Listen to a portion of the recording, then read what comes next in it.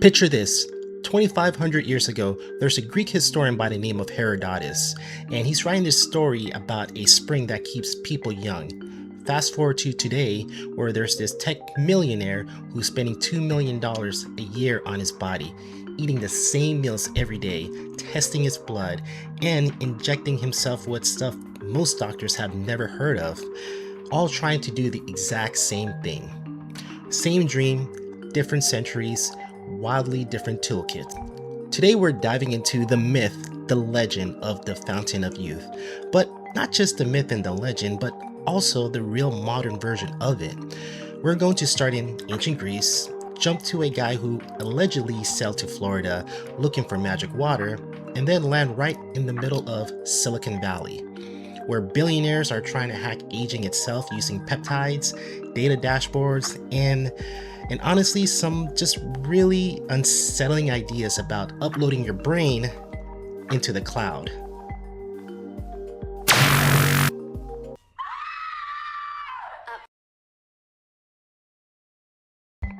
The story of the Fountain of Youth might be way older than most people might realize. It's not a Renaissance thing, it's not even a medieval thing. The earliest version we have on record comes from a guy named Herodotus in ancient Greece around the 5th century BCE, which is about 2,500 years ago. So who exactly is Herodotus? Well, Herodotus is basically the OG historian of the ancient world. He traveled around collecting stories and wrote a lot of them down. Sometimes he wrote facts, and sometimes he wrote down what people told him were facts. Which, let's be honest, this is basically the ancient version of I saw it on the internet. I'm talking to you people who spend a lot of time on Reddit. One of these stories that Herodotus collected were about the Microbians, and where exactly did the Microbians live?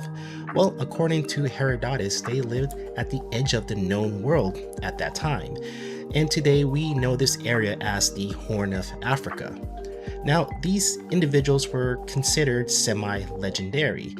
They are based on real people that lived at that time, but all the historical evidence and facts that we know about these so-called Microbians came from ancient Greece.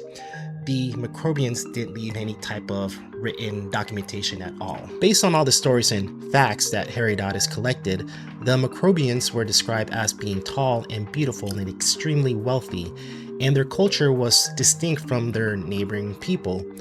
And they also had extremely smooth and silky skin, and they lived to around 120 years.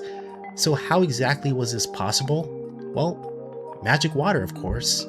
Herodotus went into extreme detail on this magic water, because he didn't just simply say, yes, the magic was water. What made this water distinct was, first, it smelled like violets, so very floral. And also, the water was extremely light. And it was so light that even if you placed a feather on top of the water, that feather would sink to the bottom. How exactly did these special and magical properties contribute to people living to 120 years or older? Well, that's part of the lore. And during ancient Greece, most people didn't travel too far from their home, so when they heard these stories about these faraway lands, to them these stories were real. And that is the earliest origin story that we know about when it comes to the Fountain of Youth. And just like all wonderful and great fantastical stories like this, over the next several centuries, it got passed down and retold throughout Europe and the Middle East to Asia, and each variation brought with it its own unique retelling of it. Even as this story continued to get retold, reflecting the cultural norms of the various regions it started spreading to, the core concept of there's somewhere out there, there is this magic water that can keep you eternally young, that concept stayed intact. During ancient times, people were obsessed with the idea of resisting aging, long before any modern medicine. And during this time, most people only lived to about 35. And if you got to 70 or 80, well, you were considered ancient. From how we talk about old age today, that anxiety existed in the ancient days, and it still exists today. And if we are at a point in our lives right now where we're not considered old. We know that as the years continue, we're eventually going to be old and we're going to be gray. And what worries us, or at least what worries me, is how I will be when I become an elder. And it's not necessarily about the fear of getting old, it's more of the fear of the things that come with being old. And I think that's where most of our thoughts go to. We know we're going to be old one day, but we still want to be able to do the things that we do when we're young. At least that's the hope.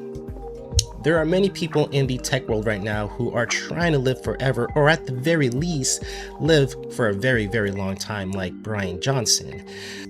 Immortality may be a long shot, but if we're able to produce things that'll help, let's say, limit muscle atrophy as we age or cognitive decline, well, that would be a win, right? I think for most of us who will be working 30, 40 years of our lives, we want to be able to enjoy our retirement. So when we do retire, we can still go out and travel and play golf or play tennis or pickleball, whatever it is. Enjoy our golden years, free of pain and memory loss. Before we dive into the world of Silicon Valley, we first have to talk about the man that is constantly associated with the Fountain of Youth, and that man is named Juan Ponce de León. Juan Ponce de León was born around 1474, and he got his start in the explore the new world business very early, possibly as far back as Columbus's second voyage. By around 1508, 1509, he made a name for himself exploring and settling in Puerto Rico. He even founded a settlement called Capara, close to the modern-day San Juan, and became the island's first governor. But, which seemed to be on brand for colonial politics at that time, he got caught up in a power struggle which resulted in him losing his governorship. Still, the Spanish crown saw value in Ponce de León, and they kept backing his expeditions into unexplored territory. In March of 1513, Ponce de León set sail from Puerto Rico on a new expedition backed by the Spanish crown. The goal was to find and claim new land, including a place called Bimini in the Bahamas. In April of that year, so just a month later, he landed on the east coast of what now we know as Florida. An interesting fact is he is the one that actually gave that name to Florida.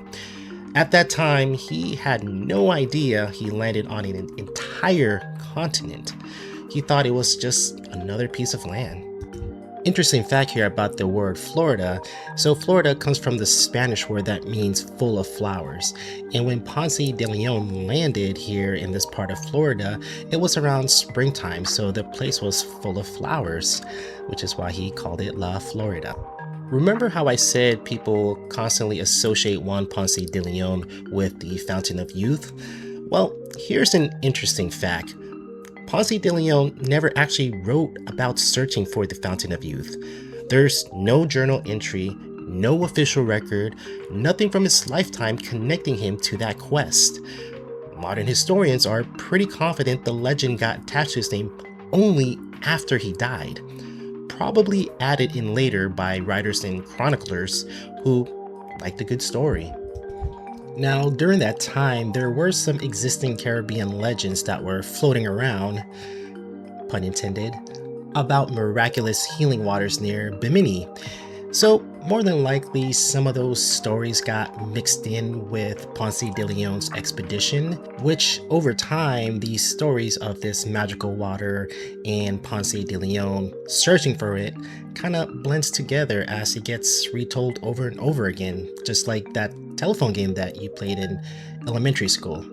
Because there is a difference to say there were some old rumors about magic water in the regions that Ponce de León explored versus this guy was literally sailing around searching for the Fountain of Youth. One is a historical footnote, the other makes for a really, really compelling Disney movie.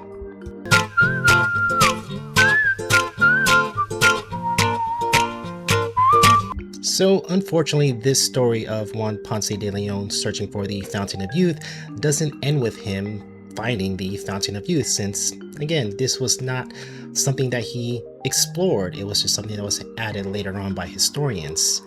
How his life ends is quite unfortunate. In 1591, he went on to explore more Florida, and he actually returned to a corner that he's been to before, the southwest part of Florida. And he brought with him 200 men that included priests and farmers and artisans and horses and farming equipment. And the idea was to find land, settle, and colonize it. And unfortunately for them, they were met with the indigenous people that lived there. And the indigenous people that lived in that part of Florida were called the Calusa. And during this skirmish, Juan Ponce de León was struck in the thigh with an arrow. Because of all this, they had to abandon the colonization attempt, and they sailed to Havana, Cuba. And a week later, Ponce de León died, more than likely from an infection that he got from getting struck by an arrow in the thigh. So some of you may have come to this video thinking and maybe believing that Juan Ponce de León was searching for this fountain of youth, this spring of eternal youth. But the reality is that, yes, this real figure did exist, but the idea or the notion that he was searching for the fountain of youth around Florida, well, that never happened. And maybe some of you still believe that it still exists. Maybe it is out there, but no one has been able to find this magical fountain of youth that can bestow upon you eternal youth. Here we are in Silicon Valley, and before we dive into the tech multi-millionaires and billionaires who are trying to biohack their way into immortality, we have to talk about Stanford University.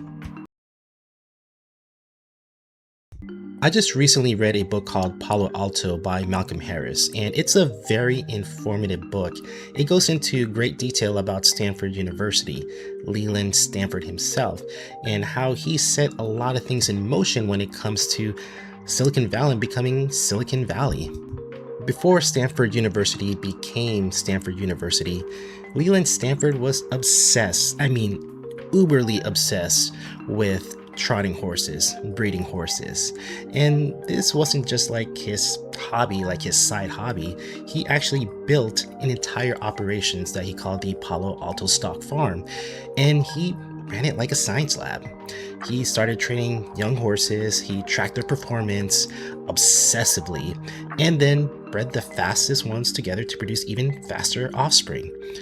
And people started calling this the Palo Alto system, not to be confused with Palo Alto Networks, which deals with cybersecurity, which probably didn't exist at that time. And one of the most fascinating things about this method was that instead of waiting a whole decade to have a horse ready for racing, it only took 2 to 3 years to get a horse up and running, literally. Now, did a lot of horses at a young age get broken? Yes, but it was cheaper to, well, get rid of those younger horses than, let's say, taking care of a horse in its year 7, year 8, and then getting injured, and now it can't race anymore. So you wasted all those years in time, and now you have to start again. So this somewhat resonates with the idea that Silicon Valley had in the early 2000s, where you move fast and you break things. So they were moving fast and breaking horses, unfortunately. Now, this can get a little icky here, especially when we start talking about Stanford's first university president, David Starr Jordan, when he started to apply this to humans. So we're not really gonna get into that here, as this is not the purpose of that video. But if you do want to read more about it, again, the book that I read is Palo Alto by Malcolm Harris, and it does go a little bit more into that icky side. And yes, there are a lot of icky things about the history of Stanford, but what we can say about it is that it did breed. Okay, maybe I shouldn't use that word, breed. It helped create a lot of, oh man, I don't even know what word to use anymore. Help cultivate this culture where they would have professors and students, and instead of, say, staying within the university system, it nudged them to start their own businesses, to take chances, to take risks. For example, the people who created Google Larry Page and Sergey Brin. They were Stanford University students. They had an idea, and one of their professors was like, "You have a really great idea. You should go with it." And I think later that professor that they worked with jumped on board with helping found their company or helping it move along. Stanford University really got things in motion when it comes to bringing in all this talent, this entrepreneur type spirit, where you can work for one company, and after you gain a certain amount of years of experience, you would then leave and start your own company. A great example would be William Shockley's semiconductor company. There's a group of 8 that is known as the Traders 8 that left and started Fairchild Semiconductors. And from there, other big companies that we know today spawned. For example, Intel came from that group, AMD, and also venture capital such as Sequoia and Klein Perkins. Probably the closest example to the Traders 8 would be the PayPal Mafia, which I'm sure you watching this know who came from the PayPal Mafia, right? Some of the biggest names: Elon Musk, Peter Thiel, Reid Hoffman, Chad Hurley, and Stephen Chen. So a lot of these people started at PayPal and eventually branched off and started their own companies. And eventually, Silicon Valley, the people that it was attracting, started coming there with the craziest ideas. Some of those ideas would work, some of those would fail. And this created this ethos where they basically treat failure as a data point. So if a startup collapses, it's not shameful. That's just the price of tuition to be part of Silicon Valley University. So you get up and you try again. So there's a strong bias toward building something fast, testing it and iterating, instead of the slower, more cautious approach you'd see in a traditional type corporation. Again, going back to that saying, move fast and break things, right? Facebook said that, and that's what they did. They're still here. And here is the simplest way to put the whole Silicon Valley mindset. Smart people with access to capital can keep turning new ideas into companies, and even after failing once or twice. Most people who start companies more than likely have started more than one. If they start one, or let's say they have a successful company, more than likely they had a company that they started that wasn't as successful, but they learned from that. And having these failures is a badge of honor in Silicon Valley. So that specific mix of risk tolerance and access to money is generally hard to copy, which is why part of why nobody's really managed to build a true rival to Silicon Valley anywhere else in the world.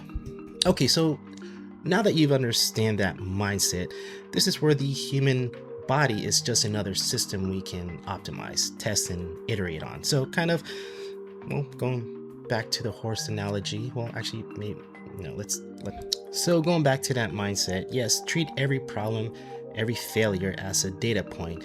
And also, every problem, every issue has an engineering fix. And this is how Bryan Johnson sees the human body. He sees it as something that can be optimized to a point where maybe one day, and maybe it'll be him, that a human body can eventually live forever. Bryan Johnson is the most extreme and probably the most literal version of this philosophy where you treat the body like an engineering problem. Now, if you don't know who Bryan Johnson is, so Bryan Johnson founded a company back in 2007 called Braintree.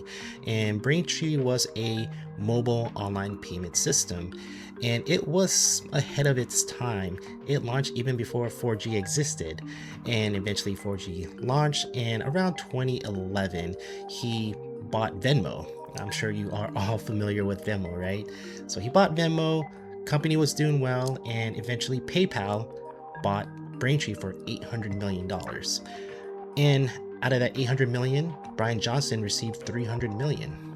$300 million, not a bad payout, and not quite a billionaire, but with that money, you could easily retire, which is what Bryan Johnson did. No, he didn't. He started a couple more companies, and he eventually founded the company that he is known for now, Blueprint. And Blueprint is looking to optimize the human body. Again, the idea and one of his slogans that he uses, don't die. He now has autoimmune gastritis. I think that's how you say it. So, autoimmune gastritis is a disease that you have for the rest of your life.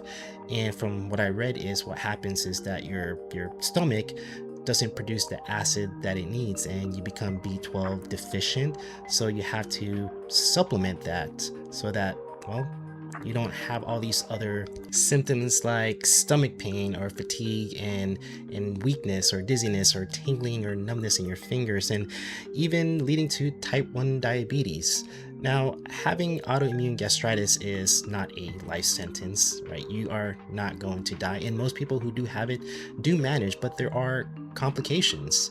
So Bryan Johnson now has this to contend with. And I saw something earlier from another YouTuber where he mentioned that because of the extreme lifestyle that he started to undertake, where he was trying to optimize his body, that could have led to this autoimmune disease.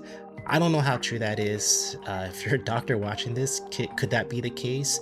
Because we know Bryan Johnson is attempting to live forever. So you see his diet, he's eating healthy, he's taking those supplements, he's working out, he's sleeping early, doing all the infrared. Could all this healthy stuff cause autoimmune gastritis? I don't know. And if you do know, let me know. So it's going to be interesting to see how Bryan Johnson tackles this. More than likely, as of right now, he is getting his biomarkers checked, seeing if there are probably any peptides that can help with his autoimmune gastritis. He's probably really trying to maximize his life right now and maybe try to cure this autoimmune disease. Now, when it comes to Blueprint is not this one magic pill that you take.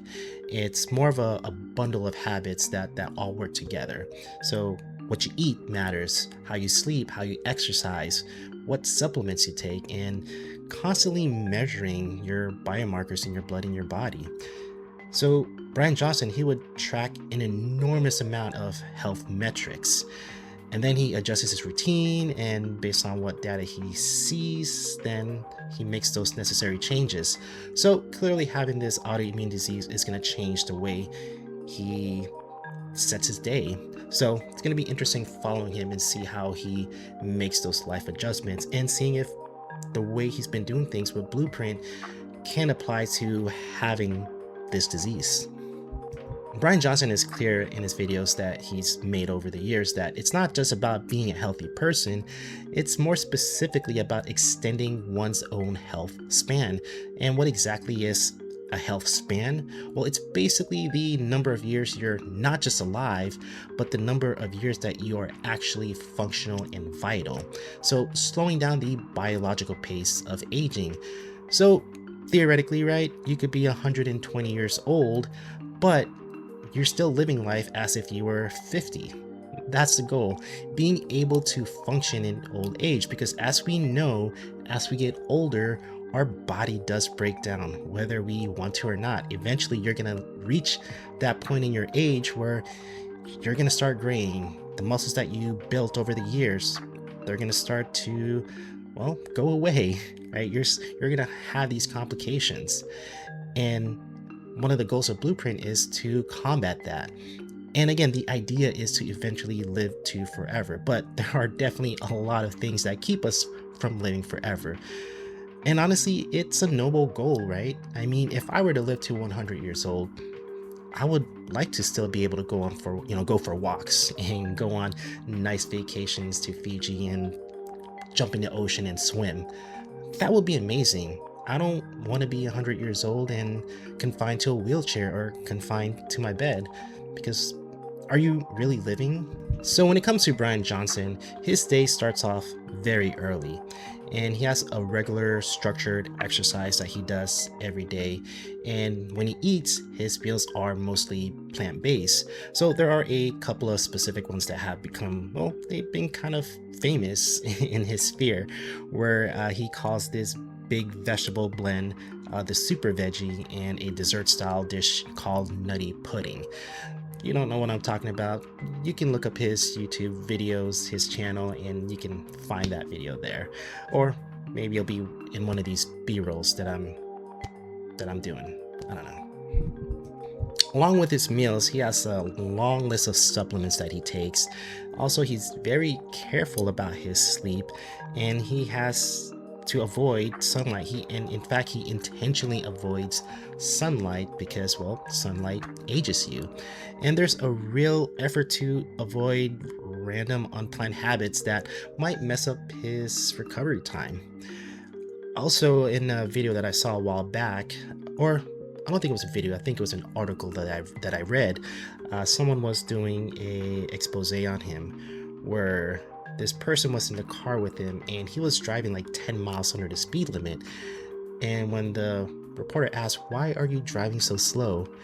he said, "Well, I'm basically trying to mitigate my chances of having an accident, because wouldn't it suck for the guy who wants to live forever dies in a car crash?"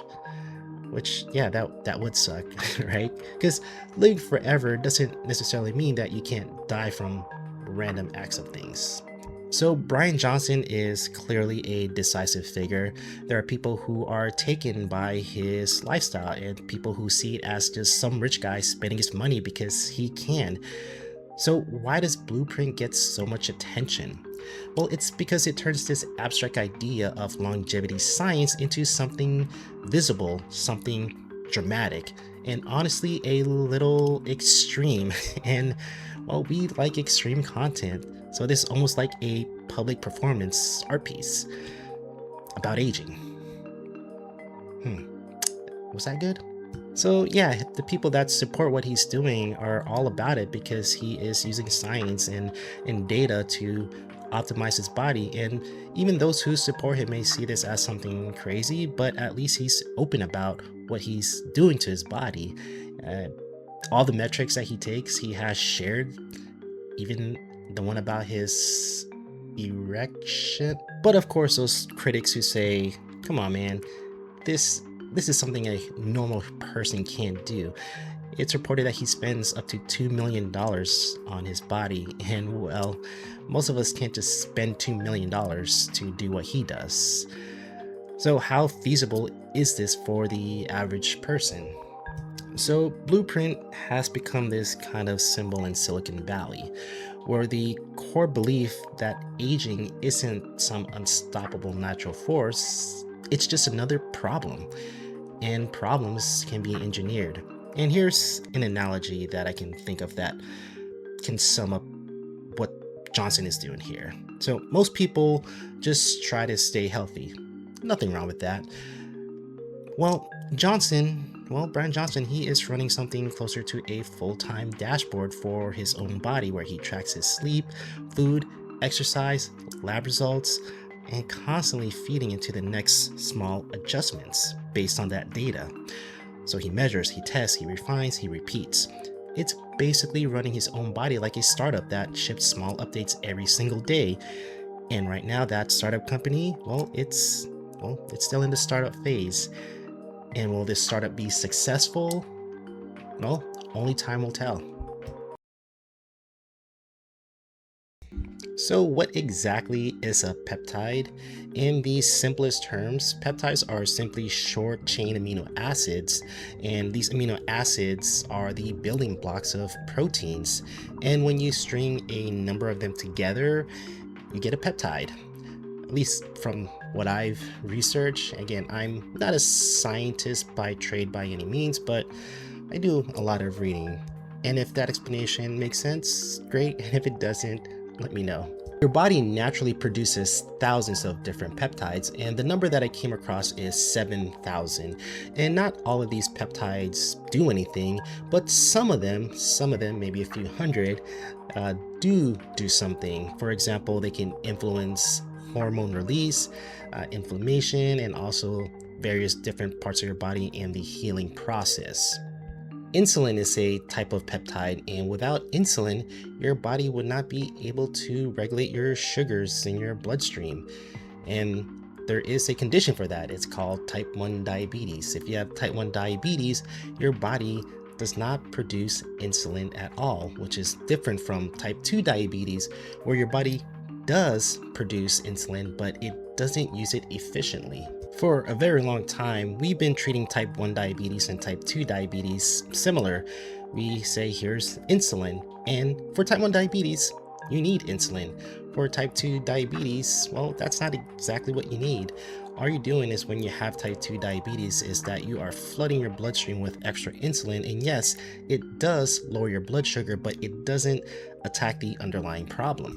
I read a very insightful book, well, two books, The Obesity Code and The Diabetes Code by Jason Fung, and it goes into how lifestyle changes can help reduce or even reverse type 2 diabetes. And there are a lot of examples where he mentions these are anecdotal, but there are quite a few anecdotals. And most medical doctors can agree that when it comes to type 2 diabetes, lifestyle is a big factor that can play into having type 2 diabetes. And of course, there are those genetic factors, but for a lot of people, type 2 diabetes can be reduced or reversed. And one of the medications that has become very popular is a GLP-1 called Ozempic, and also Wegovy and Zepbound. So what drugs like Ozempic and Wegovy and Zepbound does, or what they do in your body, is that it mimics this natural gut hormone where it helps manage your blood sugar levels, and it also slows digestion, which signals that your body is full, or it tells your brain that you're full, which led to people using it for more than just type 2 diabetes. For people who had type 2 diabetes and were taking Wegovy, they saw that they were losing a lot of weight, 10, 15, 20, 25% of their overall weight.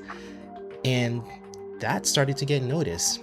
So in the last couple of years, I'm sure you've heard on the news, or if you've been paying attention on social media, people have been taking Wegovy and Zepbound for not just type 2 diabetes, but for losing weight. And it does a really, really great job in helping people lose weight. And now it's not just being marketed for people who have type 2 diabetes, but for also people who want to lose weight. So people are seeing the effectiveness of this peptide.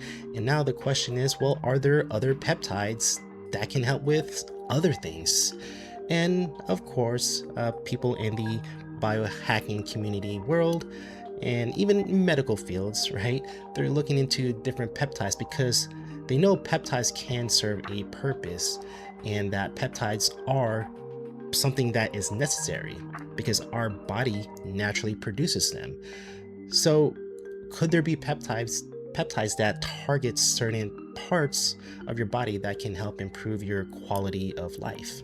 So I just started going back to the gym because, well, I need to get back in shape, and I just need to feel good about myself, because the last time I had a gym membership was in 2021, which seems like forever ago. There's one peptide that I keep coming across in this space, in this fitness world space, and that is BPC 157. BPC stands for Body Protection Compound. So BPC 157. And this peptide is extremely hype. It's saying that it can help repair tendons, improve your gut, it can repair joints, it can help with muscle recovery. So it's this peptide, from the sounds of it, can really help improve your workout. Because as you know, if you work out and you're just getting back into the swing of things, well, your body's gonna break down, right? Naturally, because you work out, you tear muscles, your body needs to repair. Now, here's the thing about these claims. Well, a lot of these claims aren't really based on much, and if they are based on anything, they're not based on human trials. As I referenced in one of my shorts, the research that I found when it comes to BPC 157 being used and observed have been primarily in dogs and rats, so not human trials. So if you do your own research and you look into BPC 157, you're gonna find people who claim that this has improved their workouts, it has improved their life. And that's not to say that these peptides aren't working for people who say that, yes, it's improving my quality of life, it's improving my workouts. But what we have to be careful with is that these are unique experiences for these people, because there is no trial that shows that if the majority of people were to take this, it does show a positive correlation. And if you do happen to order BPC 157 or other peptides, just remember it's a gray area because a lot of these peptides haven't been FDA approved. According to the USADA, there is no legal basis for selling BPC 157 as a drug, food, or a dietary supplement. So again, if you are finding this online and you're like, this could be something that can help improve my life, just be aware that it's an extremely unregulated market out there. There's a Reddit post that I came across that was posted a year ago about someone asking how to get into the peptide business, and he mentions how he knows that there'll be hurdles when it comes to the payment process. Now here's the thing, as I mentioned, this is a gray area and you can find peptides, but you have to use cryptocurrency like Bitcoin to purchase these. A response that someone made was that, yeah, this is a very good business to get into. I made $40K in a week. That's not nothing. Now, there are companies who are looking to go legitimate when it comes to selling peptides, and one of the biggest example is Superpower. They are venture backed and they have big names behind them. So last year they did a $30 million round, a Series A fund where they raised $30 million, and the lead investor was Forerunner Ventures, and also other names like the Winklevoss Capital invested in them. But there are also celebrities who have invested in this company as well, names like Giannis, Logan Paul, Steve Aoki, and Vanessa Hudgens. There is a lot of interest and a lot of money going into companies who are at the forefront. So in the very near future, we can find out that there is a peptide out there that can help extend our life, or maybe not necessarily extend our life, but allow us to live a full life when we get older. Again, I'm sure most of us, if we do reach the age of 80, 90, or even 100 years old, we still want to be able to move around and enjoy life and not be confined to a wheelchair or to the bed. So if there are peptides out there that can improve the quality as we head into our 100th year of life, I don't think anyone would be necessarily against that. But what we do have to be aware of and just be cautious of is any claims right now saying that this is the magic pill. This is the magic pill that will improve your life. This is the magic pill that will extend your life. This is the magic pill that can increase your bench press by 100 pounds in a month.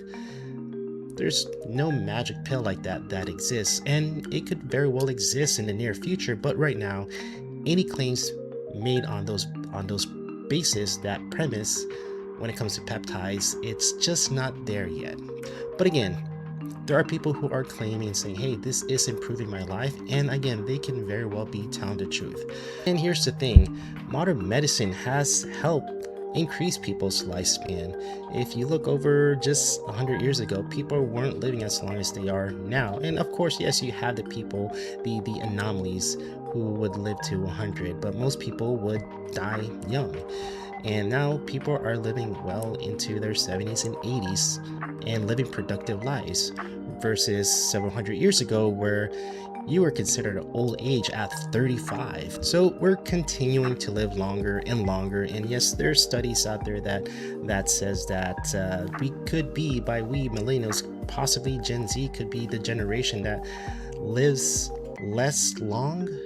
longer, that the current generation of millennials and Gen Z could not live as long as the previous generations. I do believe that human ingenuity will win out, and we will eventually correct this, and that we will continue to live longer and longer, and eventually average lifespan will be over 100 years old, and being 100 will be like being the new 60.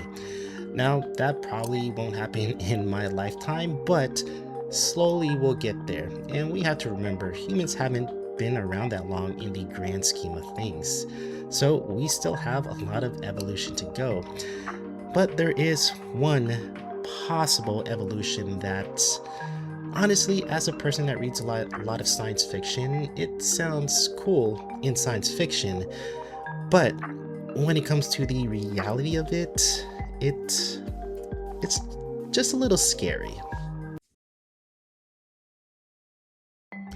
There is this transhumanist movement that has been occurring for a while, and there are prominent people who talk about being able to eventually transfer your consciousness into the computer, into AI. People like Elon Musk and Ray Kurzweil, and also Peter Thiel.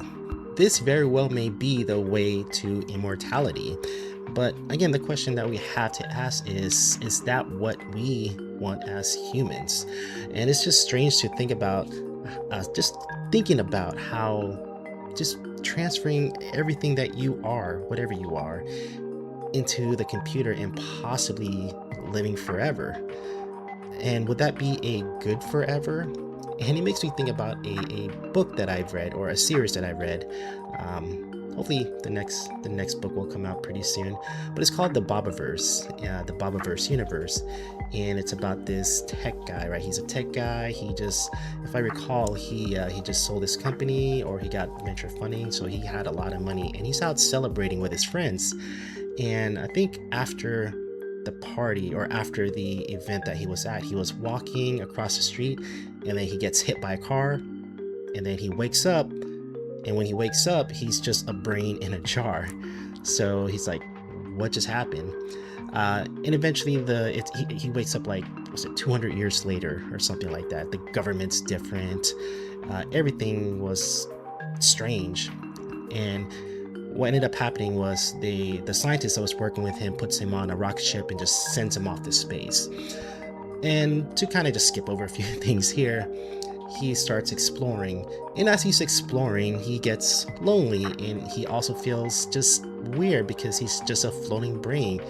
He feels like he has limbs, but he doesn't. So he creates this VR world where he can exist in as himself. So in this VR world, he's able to move around, have coffee, have a pet, smoke a cigar. But then, he gets lonely. So he ends up cloning himself. So now there's 2 Bobs and 3 Bobs, and eventually there's thousands of different Bobs. And the question here, kind of the metaphysical question here, is that if you are able to clone yourself thousands of times, are you still Bob, right? In this case, are you still Bob? Is Bob 1 actually the original Bob from Earth, or is he just a copy of Bob before he died? And it just makes me think that if I were to transplant my consciousness into the computer, will I still be me, or just a shadow version of who I was? But at the same time, would it matter? Or could I really truly say that I'm still me? I mean, well, that's a question that I'll probably never really get to answer, which I'm really okay with. And when it comes to science fiction, sometimes science fiction should just stay science fiction. And those who are spouting this transhumanist belief, look, it could very well be the future. But I think when you are someone like an Elon Musk, or you're the richest person in the world, you are a trillionaire, you have more money than countries, well, you start feeling like you're the main character. You feel like you can bend reality to your whims. But at the same time, you start to realize that, yes, you may have main character energy, but you're still human, and all humans will eventually die. But you probably don't want to die, so how can you try to live forever? And with so much money, you're gonna try everything. You're gonna try to do everything to continue to exist, even if that means that you might not be yourself in your next form, that you might be just a computer in a machine, a ghost in a machine. You're just some program. For most of us who are privileged enough to live in a world, in a place where we don't have to worry about bombs being dropped on us, or not have to worry about not having food on the table, where we're allowed to live our childhoods. When we're young, the whole world is so vast, it's so big, and that there are so many possibilities. And there's a point as you get older where you feel like you could live forever, but then reality sets in and you're like, well, I'm not going to be able to live forever. I know that one day I'm going to die, and maybe that comes with experiencing a death from someone you know. And you realize that, wow, that could be me one day. That will be me one day. And then the thoughts about living forever, well, can sound like a good idea. The search for the Fountain of Youth started thousands of years ago, and it still continues to this day. Yes, how it's being looked at, how it's being searched now is vastly different from the stories that were told hundreds and thousands of years ago. But the human want of living forever is still there, and now we have the power of science to find that. And that big question is still there. Can humans eventually live forever? The biggest takeaway from this constant search for the Fountain of Youth is that there are lots of people, lots of well-educated, well-intentioned people who are looking to improve the quality of life for people. And yes, you have those crazy ideas of people who want to live forever, like Bryan Johnson, but he may be onto something. And even if he doesn't live forever, the research that he's doing on his own body can maybe eventually help others. So Bryan Johnson, like I mentioned, was just diagnosed with an autoimmune disease, autoimmune gastritis, and he released a video almost 2 weeks ago where he addresses that again, where he goes into detail about how now he is focused on possibly curing this disease, and he cloned himself. But he didn't really clone himself. He basically took his cells and reset it to where he's age 0. And in time, we may find out that Bryan Johnson was onto something, or maybe everything he's doing is all for naught. But we need that time to be able to look back at what he's doing now, and we can't really do that now. But what I can say is that we kind of need these people, these extreme people. A lot of great things that happen came from these extreme ideas. And even if Bryan Johnson never reaches immortality, he may be producing a lot of things that humans in the future can use. Again, that's gonna come with time. I'm gonna leave you here with a short clip from the video that he released about a couple weeks ago, where he talks about how he's tackling his autoimmune disease. And if you want to watch the entirety of the video, I'll leave the link below. And before you do click off, if you really did enjoy this video, because you're still here, give me a like and also a subscribe, and I'll see you at the next video. Thank you. Hey friends, this week I did one of the coolest things I have done in my entire life. I took my 48-year-old cells and reversed them to 0, back to an embryonic-like state. These baby Bryans sit in a dish. Now, to be clear, this is not an embryo. This is my cells in a dish that have had their epigenetic age gone to 0. Now, this is interesting because this follows the diagnosis. And honestly, getting diagnosed with an incurable disease is one of the best things that's ever happened to me. Before this happened, my project was primarily on how to keep the body in pristine health. Therapies, protocols, sleep, diet, nutrition.